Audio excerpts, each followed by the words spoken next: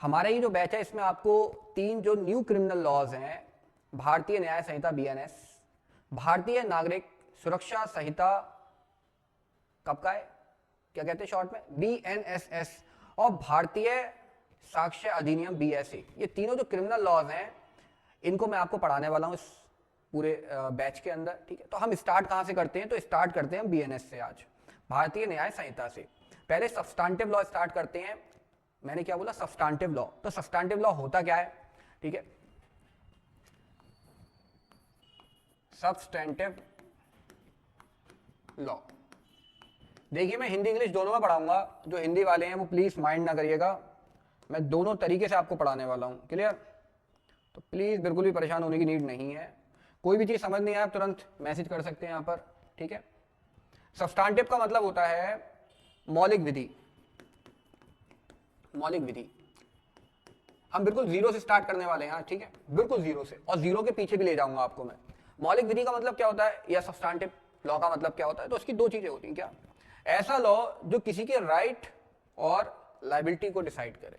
क्या, आपके राइट्स को या फिर लायबिलिटी को, यानी कि अधिकार एवं दायित्व को। किसको, अधिकार को और दायित्व को। इतना आपको समझ में आ रहा है, बताइए निरुपमा जी, बताइए। अधिकार दायित्व आपको समझ में आ रहे हैं, क्या होते हैं अधिकार दायित्व से, क्या मतलब है। जैसे सपोज कीजिए इंडियन कॉन्ट्रैक्ट एक्ट, आईसी आपने पढ़ा होगा। कॉन्ट्रैक्ट एक्ट में क्या लिखा हुआ है, कॉन्ट्रैक्ट एक्ट में लिखा हुआ है कि आप एक कॉन्ट्रैक्ट कैसे करेंगे, कितनी पार्टीज होंगी। कॉन्ट्रैक्ट हो गया है तो उसका आपको क्या करना है, परफॉर्मेंस करना है। ये नहीं है कि आप उसको क्या कर दो, बीच में अधूरा छोड़ दो। तो क्या बताता है, ये बताता है आपकी ड्यूटी लायबिलिटी के बारे में। किसी ने पेमेंट कर दिया, जैसे आप सेल्स ऑफ गुड्स एक्ट के अंदर पढ़ेंगे पार्ट पेमेंट, डिलीवरी के बारे में। तो किसी ने पेमेंट कर दिया, पार्ट पेमेंट क्या कर दिया है, तो कोई अनपेड सेलर जो है, पार्ट पेमेंट हुआ है तो सामने वाली पार्टी क्या होती है, आपकी अनपेड सेलर। तो अनपेड सेलर के क्या राइट होते हैं, कि वो राइट टू स्टॉपेज होता है, ट्रांजिट में भी रोक सकता है, लियन का अधिकार होता है। तो ये सब क्या है, आपकी लायबिलिटीज और सामने वाली पार्टी के राइट्स। तो ऐसा लॉ जो राइट और लायबिलिटी को डिसाइड करे, वो हम क्या कहते हैं, उसको क्या कहते हैं, सब्सटेंटिव लॉ। जैसे आईपीसी हो गया, आईपीसी बताती है कि किसी के चाकू मार देना आप पेट में, हाँ खून कर दो, किसी का मर्डर कर दो, बताती है। क्यों भाई, बताइए, आईपीसी क्या कहती है, चाकू मार दीजिए सीधे लड़ाई हो जाए किसी से, फिर देख लेंगे वकील साहब, ये कहती है। क्यों नहीं कहती ना, ये क्या कहती है आईपीसी, कहती है कोई ऐसा ऑफेंस मत करना जो पनिश यहाँ दी गई है, फिर उससे आपको पनिश करना पड़े, क्लियर। हिंदू मैरिज एक्ट है, सब्सटेंटिव लॉ है, शादी कैसे होगी, कितनी पार्टी होंगी। डाइवोर्स है तो किन ग्राउंड के ऊपर डाइवोर्स है, जुडिशियल सेपरेशन का क्या प्रोसीजर है, डाइवोर्स बाय म्यूचुअल कंसेंट क्या है, हाँ मेंटेनेंस 24 और 25 के अंदर कैसे अवॉल्व होगा। तो बताता है कि आपका राइट क्या है, लायबिलिटी क्या है, आपकी ड्यूटीज क्या है, लॉ क्या है, ये बिल्कुल उसी तरह। और एक होता है प्रोसीजरल, एक होता है प्रोसीजरल लॉ। प्रोसीजरल लॉ का मतलब होता है प्रक्रियात्मक विधि, प्रक्रियात्मक विधि। इसका क्या मतलब है प्रक्रियात्मक विधि का, हाँ आप अब ये मत सोचिएगा कि आपको ये सब आता है। देखिए हमारा ध्यान, हमें जो ध्यान रखना है ना, वो सभी लोगों का रखना है, जो पहले दिन से लॉ पढ़ रहा है और जिन्होंने, पता चला टाइम भी हो गया पढ़ते हुए, एलएलबी आपकी कंप्लीट हो चुकी, तो शुरू से शुरू करते हैं, बिल्कुल मजा आएगा, भी चिंता मत कीजिए। प्रोसीजरल लॉ क्या होता है, ये जो कॉन्ट्रैक्ट एक्ट है इसका वायलेशन हो गया आईसीए का, तो कहाँ जाओगे, सही, पता चला कोई ऑफेंस हो गया, चाकू मारी दिया किसी ने, पता चला गोली मार दी, किसी का मर्डर कर दिया, तो पनिशमेंट कैसे होगी, तो उसका कोई प्रोसीजर कहीं तो दे रखा होगा कि ट्रायल कैसे होगा, अरेस्ट कैसे करेंगे, एफआईआर कहाँ लॉन्च होगी, कैसे होगी, कौन करेगा। तो ये सब प्रक्रिया बताता है आपका प्रोसीजरल लॉ। जैसे हमारा बीएनएसएस हो गया, ठीक है, बी ऐसे हो गया कि एविडेंस कैसे दोगे। तो यानी इन 3 क्रिमिनल लॉ में पहला जो था हमारा बीएनएस, ये तो आपका सब्सटेंटिव लॉ है, यानी मौलिक विधि है। ये दोनों क्या है आपके, ये दोनों प्रोसीजरल लॉ है। ये बताएंगे कि भैया अगर यहाँ कुछ हो गया तो इनको हम कैसे रेगुलेट करेंगे, इनके द्वारा। क्लियर, बताइए, थम्स अप कीजिए, इतना क्लियर हो तो आपको, जल्दी से, इतना क्लियर है आपको, क्लियर। अब बात आते हैं वापस, तो हम स्टार्ट कर रहे हैं आज क्या, बीएनएस, जो आपका क्या है, अब आप समझ ही चुके होंगे, ये एक सब्सटेंटिव लॉ है। अब सवाल पहला ये है कि बीएनएस तो अभी आया, आप सभी को पता ही है, लेकिन इससे पहले इंडियन पीनल कोड था, वो कब आया था, तो 1860 को आया था, ये भी आपको पता है। लेकिन एक बात बताइए कि 1860 से पहले क्राइम नहीं हुआ करते थे, ऑफेंस नहीं हुआ करते थे क्या भारत में, हाँ पहले होते थे, नहीं होते थे, होते तो पहले भी होंगे। जैसे कॉन्ट्रैक्ट एक्ट 1872 का है, तो क्या 1872 से पहले कॉन्ट्रैक्ट होते ही नहीं थे, क्यों भाई, कभी सोचा इस बात को? क्या 1872 से पहले कॉन्ट्रैक्ट नहीं होते थे? पहले भी तो हुआ करते थे, होते थे पहले। देखिए अगर वॉइस में कोई भी दिक्कत आए ना तो प्लीज बीच में मैसेज कर दीजिएगा तुरंत, है ना। तो पहले भी हुआ करते थे, क्लियर। तो कभी सोचा है कैसे होते होंगे पहले? तो देखिए बिल्कुल शुरू से शुरू करते हैं। मैंने बताया था जीरो के पीछे जाएंगे। मेरा थोड़ा स्टाइल है पढ़ाने का, क्या जब भी मैं कोई सब्जेक्ट उठाता हूँ उसकी रूट्स के पास चले जाता हूँ। बिल्कुल जैसे आपने हॉरर मूवी देखी होगी, तो कोई आत्मा है तो उस आत्मा को काबू करने के लिए, उसको मारने के लिए वो क्या करते हैं, उसकी हिस्ट्री निकालते हैं पूरी, कि ये कौन था पहले, ये पता चलो इसकी बॉडी कहाँ होगी। जैसे हॉन्टेड के अंदर इसकी बॉडी कहाँ दफनाई गई है, जैसे वो राज मूवी थी फर्स्ट वाली, हाँ आ रहा है समझ में। तो वैसे बिल्कुल पीछे जाना है। कहाँ? तो हम पीछे कहाँ जाते हैं? तो हम जाते हैं सबसे पीछे कहाँ, जब क्राइम नाम की कोई चीज ही नहीं थी। फ्लैशबैक, मेमोरी, पीछे जाओ। जब क्राइम नाम की कोई चीज नहीं थी, और चीज क्या थी? तो चीज थी रॉन्ग। हाँ, रॉन्ग यानी कि कुछ गलत करना। क्या करना? कुछ गलत करना, रॉन्ग। रॉन्ग नाम का शब्द हुआ करता था, ठीक है। अब कुछ लोग सोच रहे होंगे टॉर्ट क्या होता था, फिर छोड़ दीजिए अभी 2 मिनट के लिए। रॉन्ग की बात कर रहे हैं हम। सपोज करो मैंने आपके चाकू मार दिया, मैंने आपसे कोई चीज छीन ली आपकी, मैंने आपसे कोई वादा करा वो तोड़ दिया, तो सब कुछ गलत था उनके यहाँ, सब कुछ रॉन्ग था। चाहे मैं किसी की जान ले लूं, चाहे मैं उसके चिमटी काट लूं, चाहे मैं उससे कुछ छीन लूं, सब गलत है। और सब केसेस के अंदर क्या कुछ ना कुछ पनिशमेंट मिलती है अकॉर्डिंगली जैसा वो लोग समझते थे, अंडरस्टैंडिंग थी, सब लोग अपनी अपनी पनिशमेंट देते थे। कोई टिट फॉर टैट वाला था, कोई कैसा था, आंख के बदले आंख, और किसके बदले? दांत के बदले दांत। समझ में आ गया था? तो अब क्या होता था? रॉन्ग। तो एक आपने नाम सुना होगा, एक ज्यूरिस्ट है हेनरी मेने, इनकी एक बुक है एंशिएंट लॉ। क्या है? एंशिएंट लॉ इनकी एक बुक है। ये देखिए ज्यूरिस्प्रूडेंस का बहुत इंपॉर्टेंट क्वेश्चन है कि एंशिएंट लॉ किसकी बुक है, क्लियर। तो एंशिएंट लॉ के अंदर इन्होंने क्या लिखा है? इन्होंने लिखा है कि भैया पीनल लॉ जो था वो एंशिएंट कम्युनिटीज का, वो लॉ ऑफ क्राइम नहीं था। जो पीनल आपका लॉ था वो लॉ ऑफ क्राइम नहीं था, वो लॉ ऑफ रॉन्ग था। वो क्या था? लॉ ऑफ रॉन्ग था। लेकिन जैसे जैसे समय आगे बढ़ा, लोगों को थोड़ी समझ आई, डेवलपमेंट, जैसे इंसान भी कहाँ से स्टार्ट हुआ था, वो आपने बचपन में कहानियां पढ़ी होंगी, आग जलाया करता था और उससे ही वो अपने पका पकू के खा लिया करता था। आग जला के, आग का आविष्कार करके अब आग बना, आग का पता चला, पहिए का पता चला, धीरे धीरे सिविलाइजेशन आगे बढ़ी। तो इन लोगों के बाद में पता चला क्या कि भाई देखो ऐसा है कि ये हर चीज तो रॉन्ग नहीं हो सकती, कुछ बाइफर्केशन चाहिए हम लोगों को। तो इन्होंने वहां से क्या बाइफर्केशन करा? तो इन्होंने बाइफर्केशन करा यहाँ पे किसका? सिविल का और क्रिमिनल का। यहां से बाइफर्केशन होता है आपका सिविल का और क्रिमिनल का। अब सिविल और क्रिमिनल में क्या अंतर था? तो इन्होंने बोला कि भाई ऐसा है, सिविल के अंदर हम उन चीजों को लेकर जाएंगे जहां हमें क्या चाहिए, जहां हमें कंपनसेशन या डैमेज चाहिए। क्या चाहिए? तो सिविल के अंदर हम वो चीजें रखेंगे जहां हमें क्या चाहिए? डैमेज, यानी क्या, और दूसरा क्या? कंपेंसेशन। यानी कहने का मतलब है प्रतिकर। और सबको छोड़ दिया जाए ना शब्दों को भी, तो सीधी सी बात है in terms of money, vitamin M, clear. तो वो चीजें सिविल मान दिया करते थे। क्रिमिनल की बात करें तो क्या मानते थे? तो क्रिमिनल का मतलब इनके लिए था कि पनिशमेंट क्या मिलेगी वहां पर, वहां पे क्या मिलेगा हमें? पनिशमेंट मिलेगी। यानी पनिशमेंट में क्या मिलेगा? और पनिशमेंट भी कैसा वाला? ये वाला नहीं, मॉनिटरी नहीं, मॉनिटरी मतलब धन संबंधी नहीं।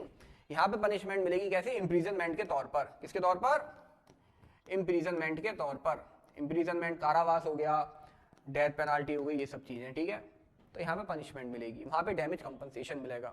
ये बाइफर्केशन अभी तक का आपको समझ में आया? बताइए बताइए बताइए। अब और पीछे जाओ, और पीछे जाइए। आपने हिंदू लॉ में स्मृतियां पढ़ी होंगी, जैसे मनु स्मृति थी, नारद स्मृति थी, याज्ञवल्क्य स्मृति थी। पढ़ी थी आपने पहले? बताइए, पढ़ी थी ना? पढ़ी थी। तो उसके अंदर क्या लिखा रहता था? मतलब उसे हम सोर्स मानते थे हिंदू लॉ का। तो उनके अंदर भी कुछ चीजों के बारे में बताया, जैसे व्यभिचार, जैसे एडल्ट्री जो है वो वहां भी डिफाइंड थी। उसके अंदर लिखा था व्यभिचार नहीं करना है आपको, सही है। तो अगर मनुस्मृति की भी बात की जाए तो वहां पे भी क्या था आपका? क्या था वहां पे भी? इससे संबंधित चीजें थी, जैसे चोरी नहीं करनी है किसी से, ये तो हमेशा से था।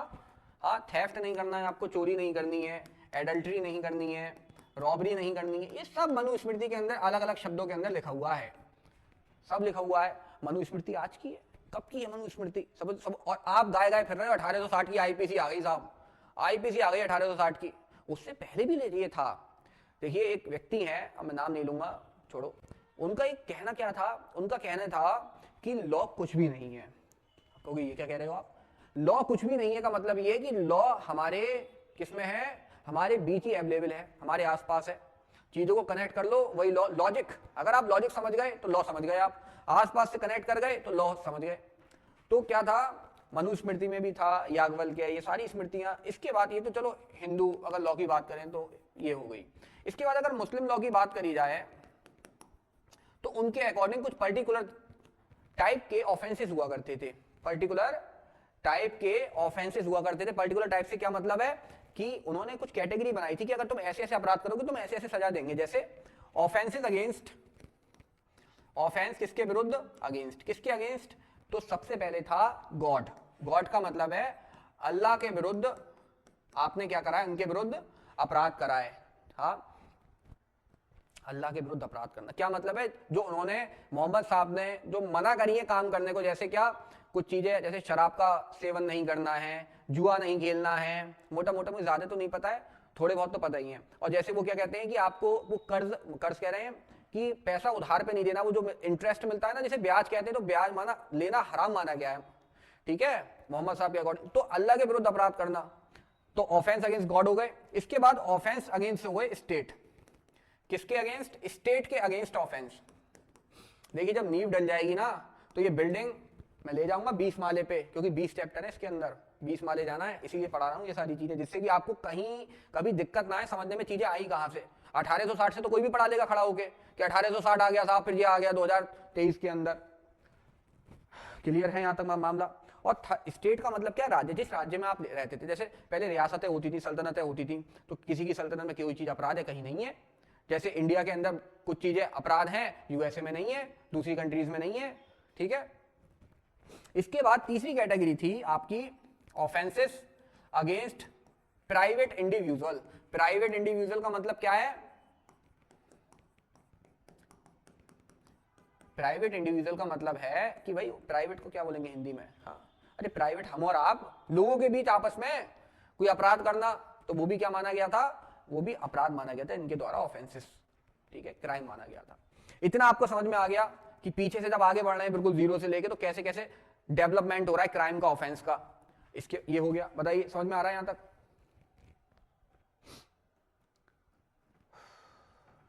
अब इसके बाद क्या था, इसके बाद आगे आ जाइए एक मिनट। इसके बाद अब आता है हमारा लॉ कमीशन, सही है। देखिए अगर फर्स्ट लॉ कमीशन की बात की जाए तो फर्स्ट लॉ कमीशन कब आया था, तो पहली बात तो ये है कि ये जो है 1833 के चार्टर से आया था फर्स्ट लॉ कमीशन आपका। और किस सन में आया था, तो 1834 में आया था ये, ठीक है। अब ये जो लॉ कमीशन है, क्या ये जो लॉ कमीशन है, इसने इसको क्या करा था, ड्राफ्ट करने का काम। इनका लॉ कमीशन का काम क्या हुआ करता था, ड्राफ्ट करने का काम हुआ करता था। तो आपकी जो आईपीसी थी, जो पुरानी आईपीसी आप पढ़ते थे, इंडियन पीनल कोड, सही है, तो इंडियन पीनल कोड ड्राफ्ट की गई लॉ कमीशन के द्वारा। क्लियर यहां तक। अब हर एक एक्ट को जब ड्राफ्ट कर लेते हैं तो एक उसकी इनेक्टमेंट डेट होती है। कौन सी डेट होती है आपकी, एक होती है इनेक्टमेंट डेट और दूसरी होती है आपकी एनफोर्समेंट डेट। एनफोर्समेंट डेट यानी कि एक तारीख जब वो एक्ट इनेक्ट हो गया, और दूसरी जो डेट होती है वो होती है जब वो एनफोर्स हो गया, उसका प्रवर्तन हो गया। तो आप बता सकते हैं क्या क्या डेट्स थी उनकी, हाँ देखिए इनेक्टमेंट डेट थी आपकी 6 अक्टूबर, क्या थी, ये थी 6 अक्टूबर 1860। दूसरी जो डेट है एनफोर्समेंट डेट, वो क्या थी, 1 जनवरी 1862। 1862। अब कहोगे ये तो 60 में आ गया था और भाई साहब ये 62 तक, तो टाइम दिया गया था कि इसको पढ़ लो समझ लो। जैसे अभी क्या, अभी पढ़ाऊंगा, अभी देखो ये तो आईपीसी भी पढ़नी जरूरी है, मैं इसलिए पढ़ा रहा हूँ आईपीसी की डेट्स वगैरह भी, वो क्योंकि अभी एक छत्तीसगढ़ की वैकेंसी आई हुई है। असम की वैकेंसी के अंदर स्पेशली लिखा हुआ है, वहां पे आप असम की वैकेंसी की मेरी वीडियोस खोल के देख लीजिएगा नोटिफिकेशन की, उसमें स्पेशली लिखा हुआ है बड़े बड़े अक्षरों में कि आईपीसी बीएनएस दोनों पढ़ने हैं, बीएनएसएस सीआरपीसी दोनों पढ़ के आओगे भैया, बीएसए और एविडेंस दोनों पढ़ के आओगे। तो आपको पुराने एक्ट भी पढ़ने, नए भी पढ़ने हैं, तो काम बढ़ गया, डबल हो गया। कोई ये ना समझे कि आप तो नए वाले आ गए, जिन लोगों ने पुराने पढ़ रखे हैं वो बेकार हो गए, आपका काम डबल है अब। और एक्ट नंबर था इसका 45, देखिए किसी भी एक्ट नंबर से क्या मतलब होता है, एक्ट नंबर से मतलब होता है कि ये एक्ट उस साल हाँ इनेक्ट होने वाला, यानी 1860 में इनेक्ट होने वाला ये कौन सा एक्ट था, ये था 45th। कौन सा था? 45th, सॉरी एनफोर्स होने वाला 45th एक्ट था, एक्ट नंबर। क्लियर? अब इसके बाद क्या, यहां तक हो गया। अब ये तो कहानी पूरी आपने देख ली किसकी, आपने ये पूरी कहानी देख ली किसकी, आईपीसी की। आईपीसी की कहानी हो गई ये पूरी। एक मिनट, अब नहीं आएगा ये उधर, कोई बात नहीं, चलिए नेक्स्ट स्लाइड ले लेते हैं ना, नई बात करते हैं नई स्लाइड पर। बहुत बढ़िया। अब इसके बाद हम आते हैं अपने सेकंड पे। बताइए यहां तक आपको समझ में आया है सब? फटाफट, पक्का समझ में आ रहा है? किसी को कोई डाउट हो तो प्लीज पूछिए। देखिए अब बात आती है बीएनएस की, भारतीय न्याय संहिता की। तो इसका भी तो फॉर्मेशन होगा कैसे करके, तो इसका फॉर्मेशन कैसे हुई, ये सारी डेट्स आपको याद रखनी है, ठीक है। तो इसका सबसे पहले इन न्यू क्रिमिनल लॉस का ड्राफ्ट जो आया था वो आया था आपका 11 अगस्त 2023 को, ठीक है। पहली चीज 11 अगस्त 2023 को लोकसभा में इसके ड्राफ्ट को क्या किया गया था, प्रेजेंट किया गया था, पेश किया गया था। इसके बाद क्या हुआ, 12 दिसंबर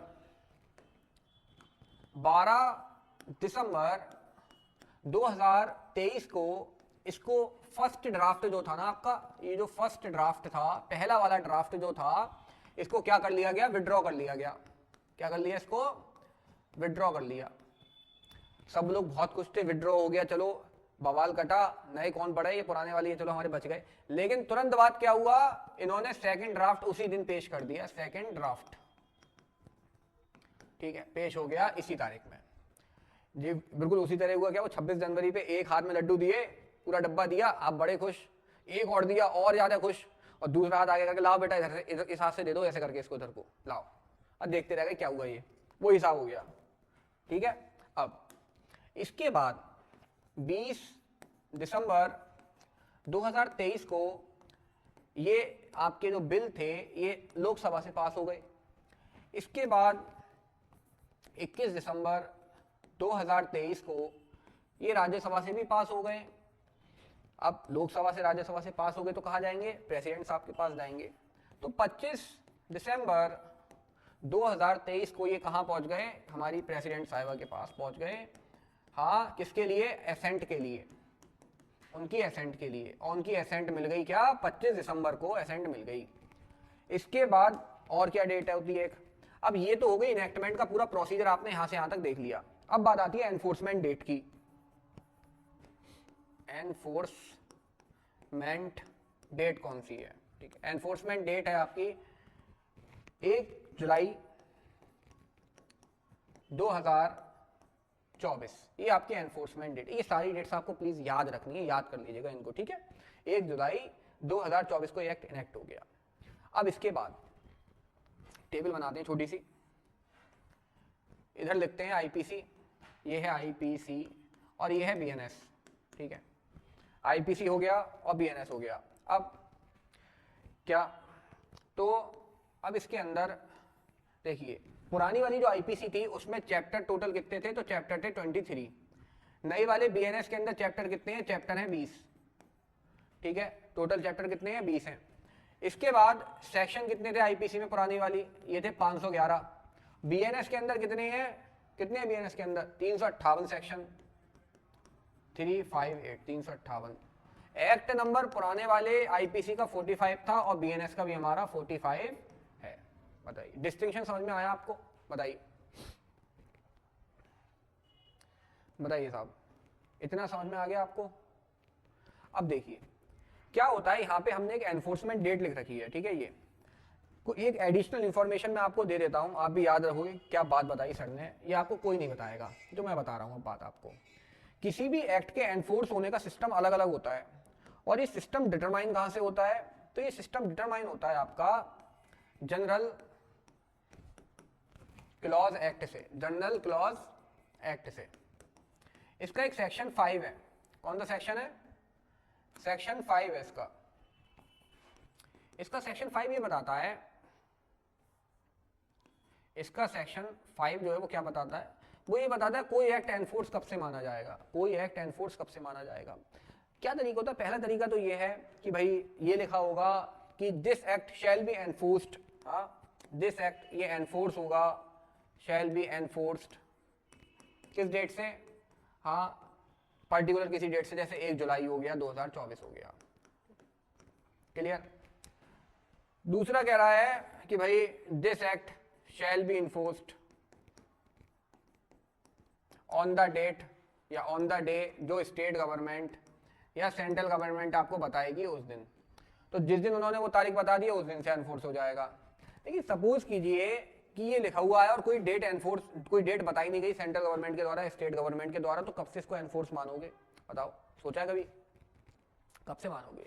तो जिस डेट में आपके प्रेसिडेंट साहब की क्या मिली है आपको, प्रेसिडेंट साहब की जिस दिन आपको असेंट मिली है, क्या मिली है, असेंट मिली है, तो उस दिन से उस एक्ट को एनफोर्स हम मानते हैं। ये rarest of the rare information है जब दी जा रही है आपको, ठीक है, ये किसी को नहीं पता होगा, सबने पढ़ लिया होगा एनफोर्स होता है, ऐसे होता है, वैसे होता है, समझ में आ गया आपको, ठीक है। सब्सटेंटिव लॉ है हमारा ये बीएनएस, प्रोसीजरल लॉ नहीं है, प्रोसीजरल लॉ बीएनएसएस है और आपका बीएसए है। ये थी हमारी हिस्ट्री, और किसकी हिस्ट्री, आपके आईपीसी बीएनएस की हिस्ट्री। तो आज की क्लास में हम इतना ही रखते हैं, आप इस हिस्ट्री को अच्छे से मेमोराइज कर लीजिए, गो थ्रू कर लीजिए, जिससे कि आपका बेसिक पूरी तरीके से क्लियर हो जाए। कल हम नेक्स्ट क्लास में आगे पढ़ेंगे, क्या पढ़ेंगे आगे कल मैं बताऊंगा आपको, ठीक है, कोई अच्छा सा, अब ये कंटिन्यू क्लासेस चलेंगी डेली, प्लीज आप 8 बजे, करेक्ट 8 बजे कनेक्ट हो जाएंगे यहाँ पर, ठीक है।